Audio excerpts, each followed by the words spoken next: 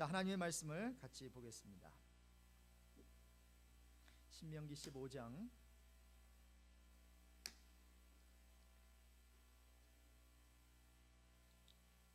12절에서 18절까지입니다.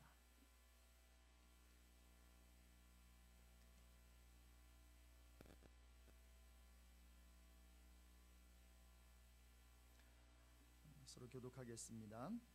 내 동족 히브리 남자나 히브리 여자가 내게 팔렸다 하자 만일 6년을 너를 섬겼거든 제7년에 너는 그를 놓아 자유하게 할 것이요 그를 놓아 자유하게 할 때에는 공수로 가게 하지 말고 내 양 무리 중에서와 타작 마당에서와 포도주 틀에서 그에게 후히 줄지니 곧 내 하나님 여호와께서 내게 복을 주신 대로 그에게 줄지니라.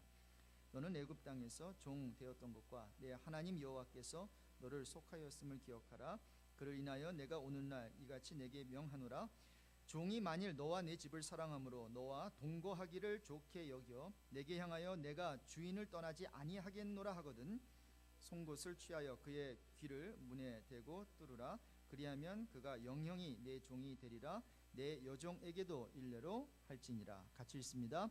그가 6년 동안에 품꾼의 삭새 배나 받을 만큼 너를 섬겼은즉 너는 그를 놓아 자유하게 하기를 어렵게 여기지 말라. 그리하면 내 하나님 여호와께서 너의 범사에 내게 복을 주시리라. 아멘. 성도라면 누구나 받고 싶어하는 게 있습니다. 누리고 싶은 게 있어요. 여러분, 성도로서 무엇을 받고 싶으세요? 무엇을 누리고 싶으세요? 저는요, 목사지만 하나님 은혜 받고 싶습니다. 여러분도 마찬가지죠. 교회 다니면서 은혜가 되는 교회 다니고 싶은 거예요. 저는 여러분이 우리 일랜드 온누리 교회 다니시면서 정말로 이전보다 앞으로 받을 은혜가 더 많아지기를 주님의 이름으로 축복합니다.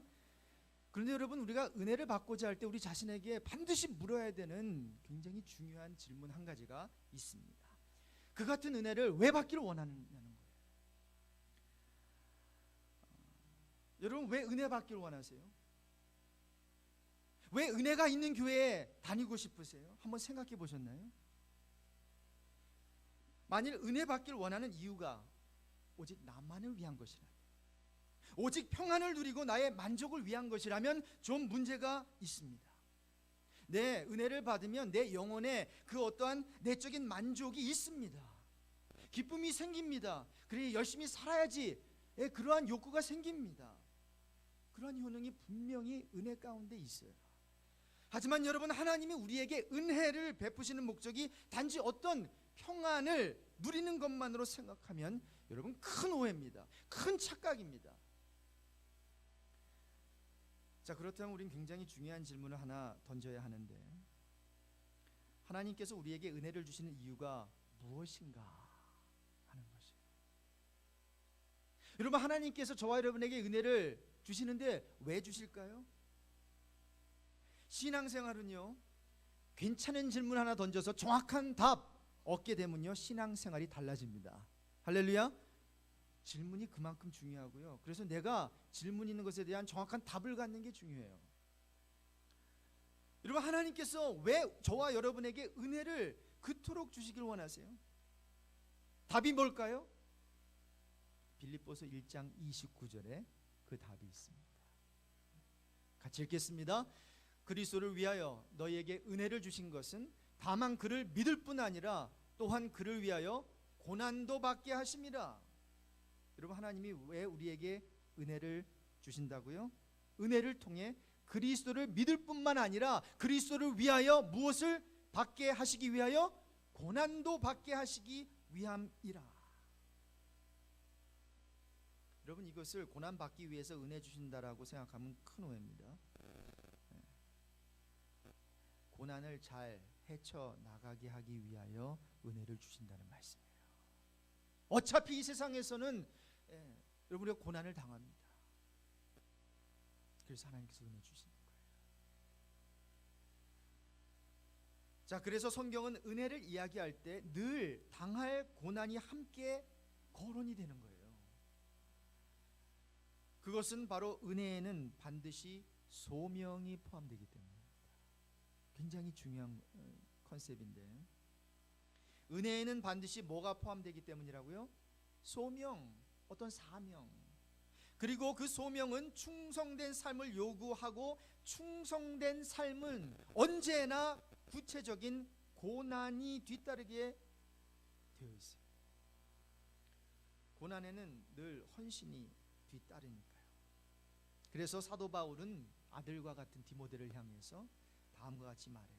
디모데후서 1장 8절에 오직 하나님의 능력을 조차 복음과 함께 고난을 받으라. 무슨 말인가 하면 신앙생활하면서 고난을 잘 참으라는 거예요. 피하지 말고 어차피 받을 거냐.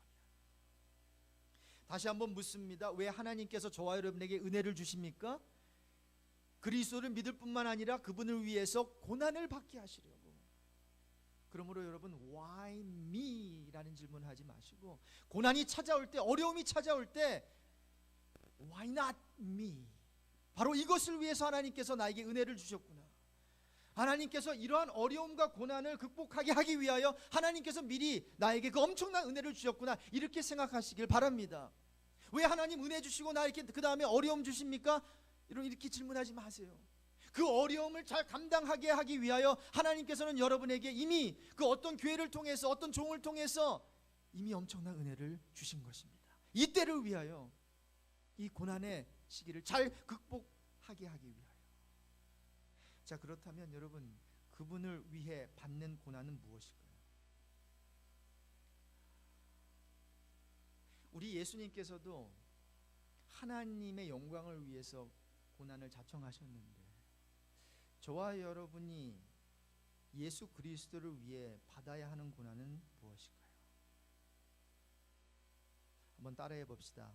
내가 받지 않아도 되는 고난이다. 내가 받지 않아도 되는 고난. 여러분, 왜 내가 받지 않아도 되는 고난을 받아야 하는가? 예수님께서 그렇게 하셨어요. 당신이 받지 않아도 되는 고난을 받으셨기 때문에, 더 정확히 말하면 당신이 죽지 않아도 되는데 십자가에서 죽으셨기 때문에, 고난을 받지 말아야 할 그리스도께서 자청해서 이 땅에 내려오셔서 저와 여러분의 죄를 짊어지시고 고난을 받으셨기 때문에 그분을 닮고 따라가는 우리도 그렇게 하는 것입니다. 주님을 닮고 그분을 따라가기 위해서 우리가 스스로 선택하는 것이에요. 무엇을요? 저와 여러분이 받지 않아도 되는 그 고난을. 우리가 이같이 스스로 고난을 선택하기 위하여 매일의 삶 속에서 내가 당연히 하지 않아도 되는 그 일 스스로 자원하여 예수님이 그렇게 하신 것처럼 하늘 보자 버리시고 낮고 낮은 이 천한 땅에 오신 것처럼 우리도 남을 위해 그 낮은 자리에서 섬기며 살다가 그렇게 죽어가는 것, 한 장의 우표처럼 아무도 알아주지 않지만 도장 꽝 찍히고 그 다음에 그 모든 우표의 사명을 감당한 후에 그 우표는 쓰레기통에 던져질지라도 사명을 다한 그것에 만족하는 한 장의 우표처럼 그렇게 죽어가는, 나의 사명을 다하고 내 몸을 죽게 하는 그것이 바로 크리스찬의 삶입니다. 자청해서 고난받기 위해 예수님이 섬김의 자리를 선택하신 것처럼 그렇게 섬기면서 죽는 겁니다. 마태복음 20장 28절에 인자가 온 것은, 예수님이 온 것은 섬김을 받으려 함이 아니라 도리어 섬기려 하고 자기 목숨을 많은 사람의 대속물로 주려 함이니라. 이것이 예수 그리스도의 미션 스테이트먼트, 인생의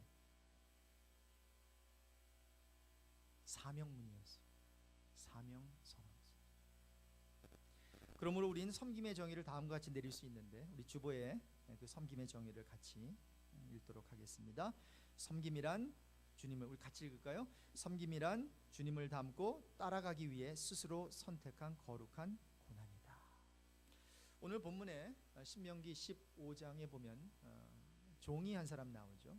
servant인데, 여러분 성경은 종에 대한 존재를 인정하고 있어요. 노예, 그렇죠? servant, slave. 당시 구약시대 이스라엘 사회 구성원들 중에 분명히 종이 있었어요. 그런데 여러분, 한 가지 주목해야 되는 것은 종, 즉 노예는 있었지만, 좀 더 정확히 말하면 노예의 신분은 있었지만 노예 제도는 히브리 민족 사회에 존재하지 않았다라는 거예요. 여러분, 굉장히 중요한 컨셉입니다. 그래서 노예는 한 번 노예가 되면 영원한 노예다 말할 수 없었습니다. 내가 노예라고 자녀까지 노예가 되도록 노예 제도가 세습화되지 않았음을 우리는 알 수 있어요. 우리 옛날 한국에처럼 그렇게 하인들, 종들, 그러면 아버지가 종이니까 그 자녀들, 그 손주들도 다 종이 돼야 된다. 그런 제도가 아니었다라고 하는 거예요. 나는 양반이니까 영원한 양반일 수 있지만 나는 종이니까 그럼 나도 영원한 종이냐? 이런 컨셉이 아니었다라고 하는 거예요. 한국의 김남준 목사님이 저술한 이름 없이 빛도 없이라는 책에 보면 잘 설명되어 있는데요.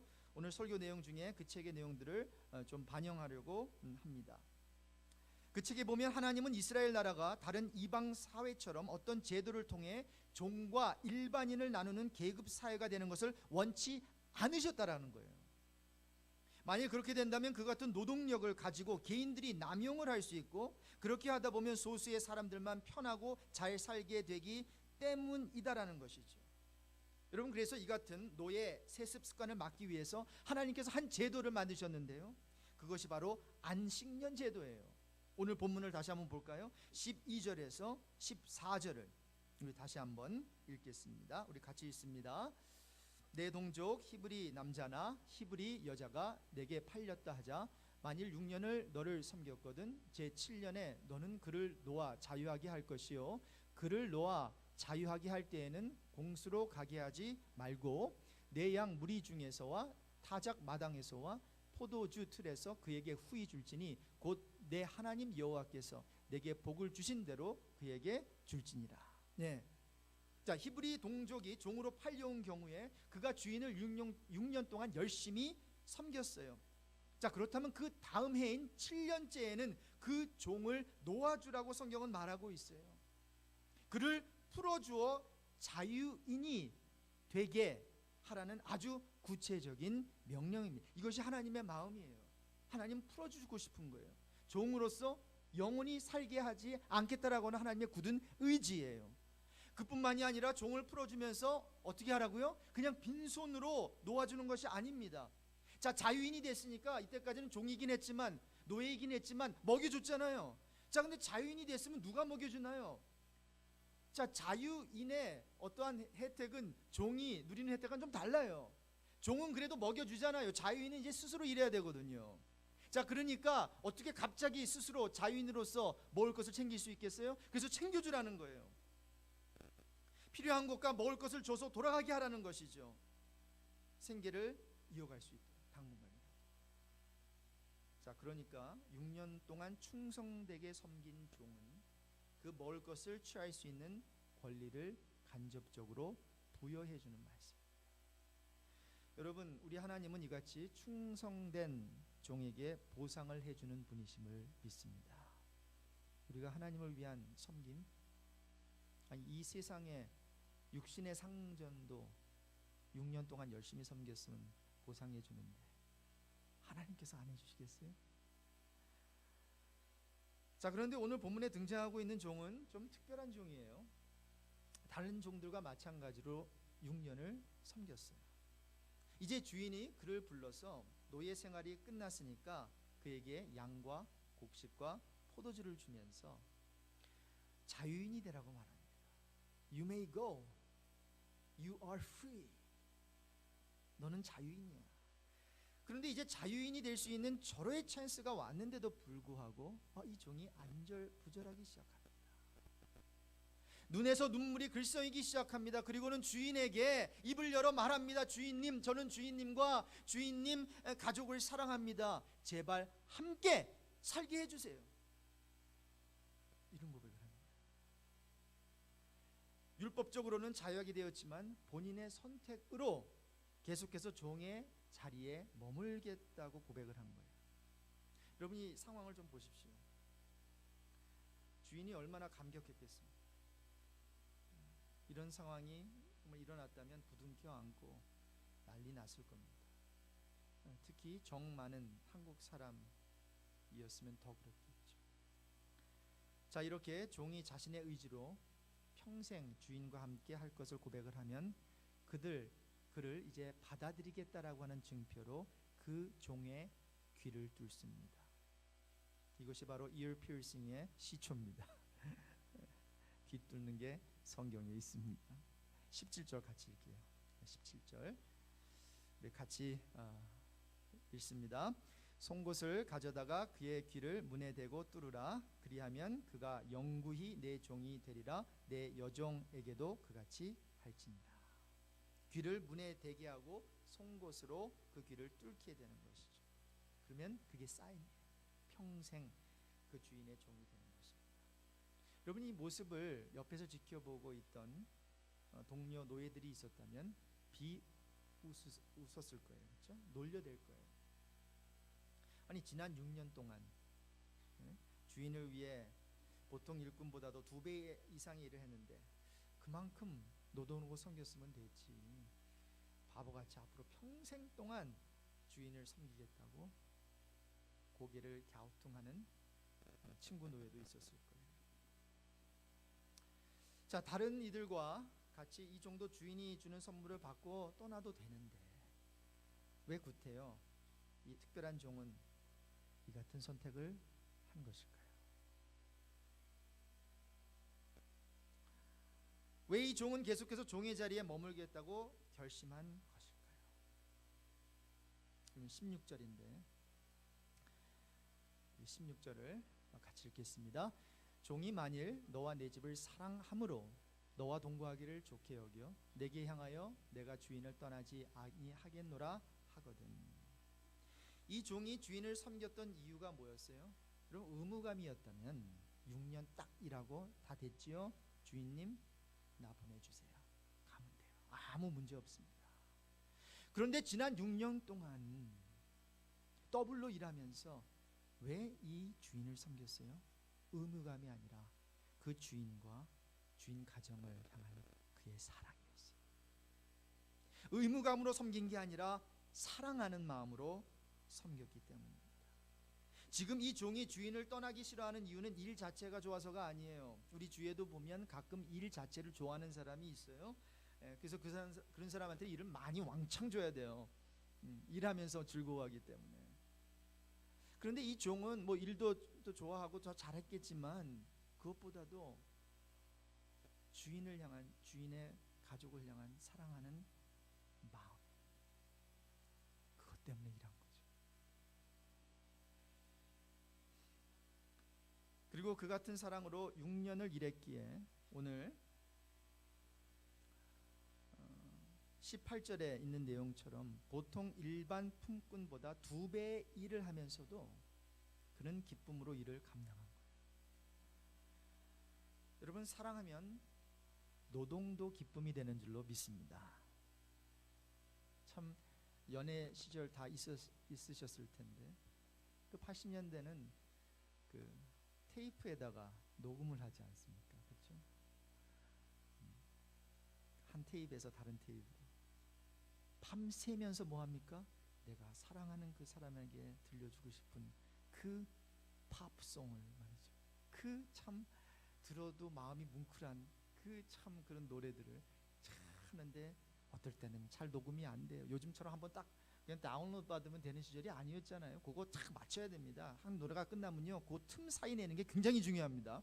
딱 하고 정확하게 0.5초 딱 하고 난 다음에 해야지 듣는 사람도 마음의 여유를 갖고 하지. 끝나자마자 땡 했는데 땡 하고 시작하면 안 돼요. 그럼 그거 맞추려고요 밤을 셉니다. 그거 잘못되면 다시 또 이렇게 해가지고 Do you know what I'm talking about? 에? 그러면서도 눈이 시뻘개져가지고 밤 한 잠도 못 잤는데 기쁜 거예요. 그리고 그것을 가지고 사랑하는 사람이 달려가죠. 커피 한 잔 시켜놓고 그렇게 리본 메고 해가지고 탁 줘. 내가 정말로 사랑하는 대상을 위한 헌신은 눈물로 하는 게 아니라 미소를 띄우면서 밤잠을 자지 않으면서 하는 것입니다.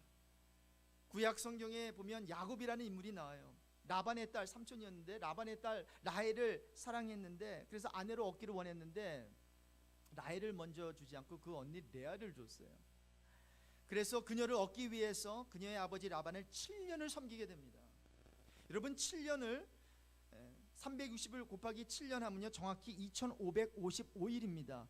결단코 짧은 그러한 기간이 아닙니다. 그런데 성경은요, 야곱이 라헬을 위하여 7년 동안 라반을 섬겼으나 그녀를 사랑하는 까닭에 7년을 며칠같이 여겼더라.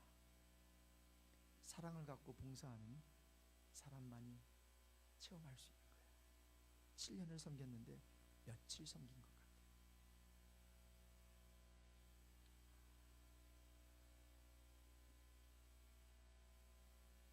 성경에 보면 귀한 옥합을 깨트린 여인의 그 이야기도 나오죠. 예수님의 발에 정말 그 귀한 옥합을 깨트립니다. 그 옥합은요 너무나도 귀한 옥합이에요. 이거 뭐 한두 푼 가지고 사는 그런 것이 아닙니다. 주님께 드린 향유는 당시에 그 재산 축적의 수단으로 쓰이던 재물이었다고 해요. 그러니까 뭐 노후 대책 같이 말이죠. 근데 자기의 그 리타이어 펀드를 깬 거예요. 그러니까 그 주위에 있는 뭐 바리새인이나 이런 사람들이, 특히 뭐 가룟 유다가 그랬겠죠. 저거 왜 낭비하냐 말이죠. 근데 이 같은 여자의 다른 사람이 이해할 수 없는 섬김의 이유를 주님은 그녀의 사랑 많음이라고 밝히고 있어요. 이 여자는 그 많은 죄를 용서받았다. 그것은 그가 많이 사랑하였기 때문이다. 용서받은 것이 적은 사람은 적게 사랑한다. 그러면 여기서 우리가 한 가지 놓치지 말아야 되는 것이 있습니다. 여러분, 그녀의 그 사랑 많음이 어디에 근거를 하고 있는지 아십니까? 주님의 은혜 많음에 근거하고 있어요. 용서받는 것이 적은 사람은 적게 사랑한다. 즉 은혜를 적게 받는 자는 적게 사랑한다. 거꾸로 말하면 이 여자는 은혜를 많이 받았다. 그래서 그가 그녀를 위해서 쌓아놓은 리타이어먼트 플랜을 다 깼다라고 하는 거예요. 그래서 그것을 주님께 바쳤다라고 하는 것입니다. 그리고 마찬가지로 신명기 15장에 나오는 종이 어떻게 주인을 향한 그런 사랑을 소유할 수 있었을까요? 주인을 향한 그러한 사랑이 어디서 생겨난 것이에요? 그 사랑의 근거가 어디 있어요? 이 종이 사랑이 그저 많은 사람이었나요? 이 종이 사랑의 은사가 있어서 그랬나요? 절대로 그런 거 아니에요. 이 종도 주인의 은혜를 많이 받은 자였음을 우리는 알 수 있습니다. 어떻게 알 수 있어요? 그러면 안식년의 그 제도와 희년의 제도를 통해 빚을 탕감받고 종들은 자기 집으로 돌려보내줘야 했지만 이것을 그 당시 주인들이 다 지켰을까요? 아닙니다. 하나님께서 그렇게 명하셨다고 6년 딱 해놓고 그래 하나님께서 이렇게 우리 법이니까 당신 가시오 이렇게 다 했을까요? 아닙니다. 그냥 킵한 사람도 있어요. You cannot go. You need to serve me more. 그런데 이 주인은 6년 딱 서브하게 하고 He let him go. 안식년 제도에 맞춰서 종을 풀어줄 뿐만 아니라 보내면서 빈손으로 보내지 않고 양과 곡식과 포도주를 후하게 줘서 보냅니다.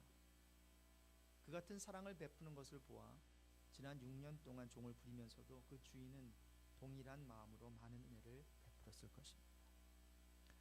여러분, 우리가 계속해서 은혜에 대한 이야기하고 있는데요, 하나님의 자녀는 모두 그분의 은혜를 인하여 믿음으로 무엇을 얻습니까? 구원을 얻습니다. 여러분 믿으십니까? 네. 자, 그분의 은혜를 인하여 우리의 행위가 아니라 그분의 은혜를 인하여 믿음으로 구원을 얻습니다. 그렇다면 왜 구원을 허락해 주셨을까요? 왜 저와 여러분 뭐가 잘나서 우리 하나님께서 우리를 선택하셔서 구원해 주셨나요? 왜 예수 믿고 천국 가게 하셨나요? 그 이유에 대한 설명이 베드로전서 2장 9절에 나옵니다. 베드로전서 2장 9절 같이 읽습니다. 오직 너희는 택하신 족속이요 왕같은 제사장들이요 거룩한 나라요 그의 소유된 백성이니 이는 너희를 어두운 데서 불러내어 그의 기이한 빛에 들어가게 하신 자의 아름다운 덕을 선전하게 하려 하심이라. 여러분 보십시오. 왜 우리를 택하셨어요? 왜 왕같은 제사장으로 불러주셨어요? 왜 우리를 거룩한 나라 그의 소유된 백성으로 삼으셨어요? 이는 너희를 어두운 데서 불러내어 그의 기이한 빛에 들어가게 하신, 구원받게 하신이란 말인데, 그의 기이한 빛에 들어가게 하신 이의 아름다운 덕을 선포하게 하려 하심이라.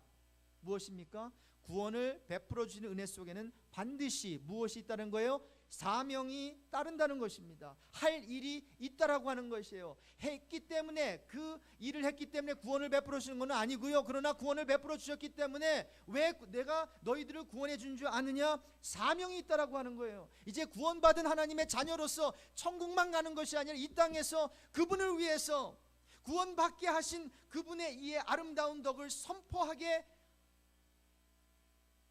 하시기 위한 그 목적이 있다라고 하는 것입니다. 죄를 용서해 주시는 은혜 속에는 우리가 반드시 봐야 하는 것이 있는데, 바로 헌신을 향한 소명입니다. 여러분, 레위기 5장에 보면 그 모세 오경 중에서 제일 읽기 힘든 게 레위기거든요. 그래서 창세기 출애굽기까지 가다가 레위기 가면 걸려요. 그래서 오늘 이번 해에도 성경 덮어놓고 믿자. 덮어놓고 믿는 사람이 있으면 열어놓고 믿어야 되는데, 근데 레위기 5장에 보면 제사는 드리고 싶지만 가난해서 양이나 염소를 바칠 수 없는 사람들에게 좀 싼 산비둘기나 집비둘기 새끼 둘을 가져오는 것을 허락하는 내용이 나옵니다. 그래서 레위기 5장 7절부터 9절 이하에 보면 이렇게 기록이 되어 있습니다. 만일 그의 힘이 어린 양을 바치는 데 미치지 못하면 그가 지은 죄를 속죄하기 위하여 산비둘기 2마리나 집비둘기 새끼 2마리를 여호와께 가져가되, 하나는 속죄 제물을 삼고 하나는 번제 제물을 삼아. 그러니까 두 가지를 가지고 하나는 속죄 제물, 하나는 번제 제물로 삼는 거예요.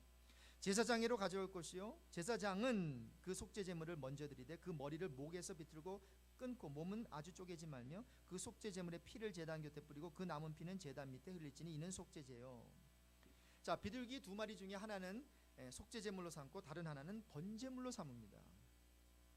첫째 비둘기는 속죄 제사를 위해 죽여서 피를 흘리게 되고, 자, 두 번째 비둘기는, 남은 한 마리의 비둘기는 번제로 하나님께 드리게 되는데, 이 번제라고 하는 것은 제물을 태워서 드리는 제사예요. burn offering이에요. 그런데 이것은 하나님을 향한 전적인 헌신을 의미하는 거예요. 하나는 나의 죄를 위해서 피를 흘리는 것이고요, 이제 죄 사함을 받은 후에는 뭐예요? 하나님을 향한 전적인 헌신을 의미하는 그 의미에서 다른 두 번째 비둘기를 번제로 불로 태워서 burn offering으로 하나님께 드리는 것입니다. 죄를 용서해 주시는 은혜 속에 무엇이 있는 거예요? 헌신을 향한 소명이 포함되어 있는 것을 제사 속에서도 볼 수 있는 것입니다. 그러므로 사랑하는 여러분, 하나님께서 이제 구원의 은혜를 저와 여러분에게 베푸시면서 우리에게 기대하시는 것이 한 가지가 있는데, 우리가 사명감을 갖고 헌신하여 하나님의 자녀답게 사는 것입니다. 내가 너에게 구원도 주었다, 내가 너에게 하늘 자원도 주었다, 내가 아낌없이 나에게 하나밖에 없는 독생자 예수 그리스도도 다 너를 위해 줬으니까 너는 오직 이 모든 것을 누리면서 하늘나라 올 때까지 주를 위해 헌신하며 교회를 위해 봉사하며 살라는 것이 하나님의 뜻입니다. 이름 없이 빛도 없이란 책에서 김남주 목사님은 말합니다. 우리는 예수 그리스도의 구속의 은혜를 아무 공로 없이 거저 받았다. 그러나 그 은혜 안에는 소명이 내포되어 있다. 우리의 구원이 세상을 창조의 목적으로 회복하시려는 하나님의 원대한 계획 속에서 이루어진 것이기에 구원받은 우리에게는 그 계획의 성취에 기여해야 할 사명이 포함되어 있다. 30년 동안을 아프리카에서 선교를 해온 데이빗 리빙스턴 선교사를 여러분 잘 아실 것입니다.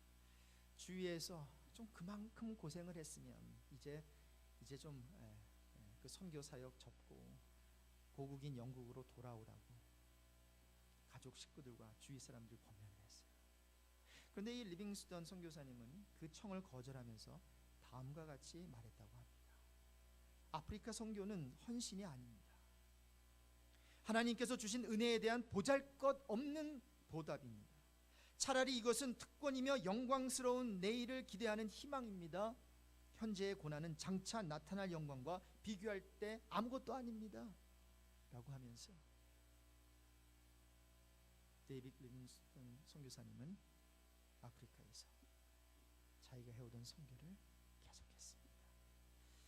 여러분, 결론입니다. 우리의 섬김은 의무감이 아니라 사랑에서 시작되고, 우리의 사랑은 주님이 우리에게 먼저 베풀어 주신 은혜로부터 출발합니다.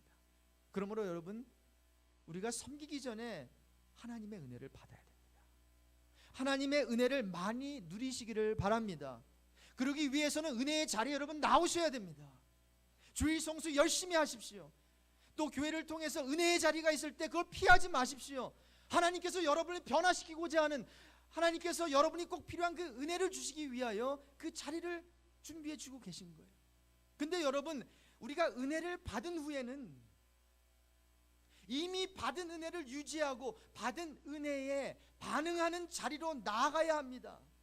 이것이 또 하나의 은혜 받는 비결이에요. 은혜의 선순환이라고도 할 수 있어요. 여러분, 은혜만 계속 쫓아다닌다고 은혜 주시는 거 아니에요. 은혜를 받아야 돼요. 일단 은혜에 있는, 은혜를 주시는 그 자리에, 말씀의 자리에, 예배의 자리에 가십시오. 그러나 일단 하나님께서 은혜를 주셨다면 그 은혜를 어떻게 유지합니까? 받은 은혜에 반응해야 되는 거예요. 은혜를 보존하는 방법이 무엇입니까? 그러므로 은혜를 사용하십시오. 여러분, 기억하시기 바랍니다. 하나님께서는 그분이 우리에게 주신 은혜를 우리가 어떻게 사용하는가를 보시면서 더 큰 은혜를 주십니다. 내가 은혜를 줬는데 이 은혜 가지고 별로 그냥 내가 기뻐만 해요. 섬기지도 아니하고 그냥 좋대요. 그냥 설교 좋았네, 은혜 받았네. 삶은 변하지 않습니다. 섬기지는 않습니다. 하나님께서 왜 은혜를 주실까요? 여러분, 왜 은혜를 주신다고요? 그리스도를 잘 믿을 뿐만 아니라 그리스도를 위하여 고난받게 하기 위하여. 그 고난은 뭐라 그랬습니까? 내가 받지 않아도 되는 것을 스스로 선택해서 받는 고난, 섬김의 자리 아니에요? 은혜를 보존하는 가장 좋은 방법은 끊임없이 은혜를 활용하며 사는 것인데, 그렇다면 어떻게 활용하며 살 수 있습니까? 은혜를 사용하는 방법이 뭐예요? 내 죄를 죽이고요, 남을 위해 사는 거예요. 설교 노트에는 내 안에 있는 자아를 섬기지 말고 내 옆에 있는 남을 섬기는 거예요. Do not serve your ego. Instead, serve your neighbor.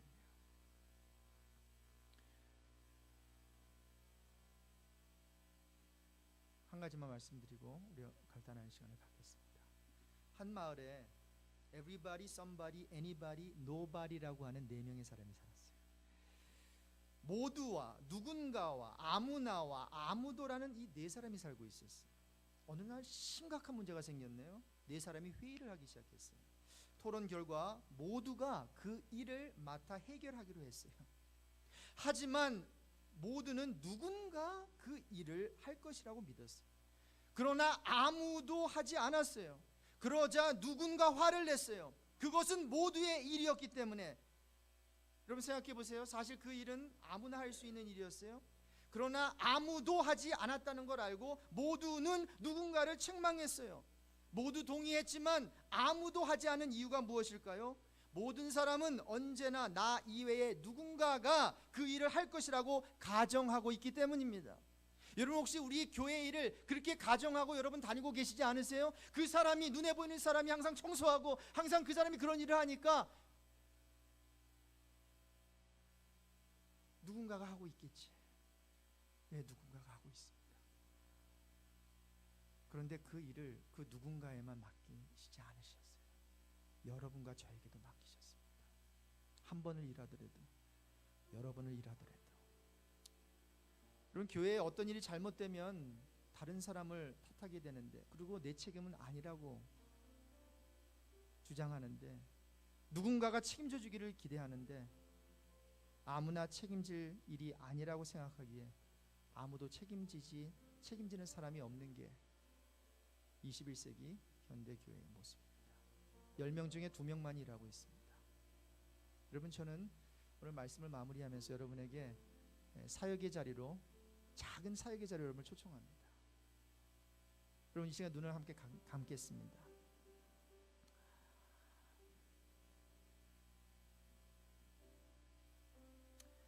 우리는 신앙생활하면서 신앙 공동체 일원으로서 하나님 앞에 서 있습니다. 근데 꼭 버려야 되는 그 생각 하나가 있습니다. 나 하나쯤이야. 여러분, 이것은 하나님이 주시는 생각이 아니라 사단이 주는 아니란 생각입니다. 여러분, 내 것이 아니라고 생각하면 사람들은 발을 빼기 시작합니다. 여러분, 렌트카 새 차에서 반납하는 사람 보셨습니까? 그런데 여러분, 이 교회는 우리의 것뿐만이 아니라 우리입니다. 머리 대신 주님, 그리고 우리는 그의 지체로서 교회를 세워나가고 있습니다. 여러분, 일랜드 온누리 교회 정말 눈이 부실 만큼 그렇게 빛을 발하는 교회가 되었으면 좋겠습니다. 그런데 여러분의 헌신 없이는 그것이 이루어지지 않습니다. 목사 한 사람의 헌신, 시무장로 한 사람의 헌신, 시무권사 한 사람의 헌신으로 되지 않습니다. 왜냐하면 우리들도 부족하기 때문에 여러분의 헌신이 필요합니다.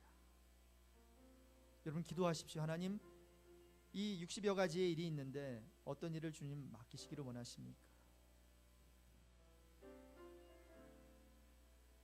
그러시면서 여러분, 지금 한 2, 3분 동안 제가 기도하는 시간을 드릴 테니까요, 그 리스트를 꺼내셔서 여러분 손으로 직접 몇 개라도 이렇게 체크업을 하십시오. 그러면서 하나님께 헌신하십시오. 하나님, 내가 한 번이라도 아니면 한 달이라도 앞으로 6개월이라도 내가 이 일을 감당하겠습니다. 특별히 우리 교회 청소하는 일에 좀 많이 가담해 주세요. 항상 하는 두세 분이 일합니다. 이 오해 교회 땅을. 토요일 날 아침에 새벽기도 나오셔도 되고 안 나오셔도 한 6시 반에 나오시면 1시간 정도 청소하십니다. 여러분, 제가 설교하는 이 강대상을 한번 닦아보시면서 하나님의 귀한 사역에 동참하지 않으시겠습니까? 몸이 불편하신 분들은, 교회에 나오지 못하신 분들은 저 부족한 저를 위해서, 또한 우리 선교사들을 위해서 일주일에 3번 하루에 3분씩 기도하겠노라고 한번 결단하시면서 거기다 체크해 주세요. 교육부에서도 일꾼이 필요하고요, 그리고 여러 위원회에서 일꾼이 필요합니다. 지금 펜을 나눠드리고 있는데 그럼 기도하시고요, 마크하시기 바랍니다.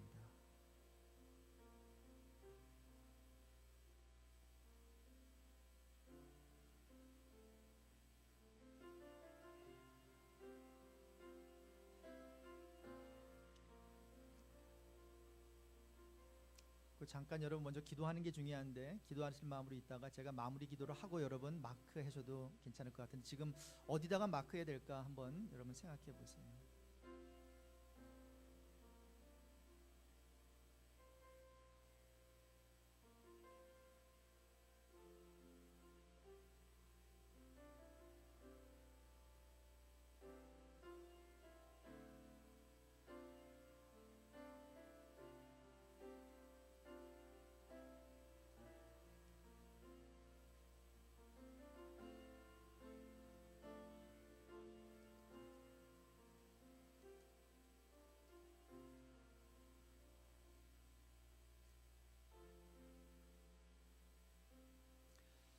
하나님 아버지, 말씀 듣고 하나님께서 은혜를 왜 주시는지, 또 은혜를 왜 받아야 되는지, 또 받은 은혜 어떻게 유지할 수 있는지 잘 들었습니다.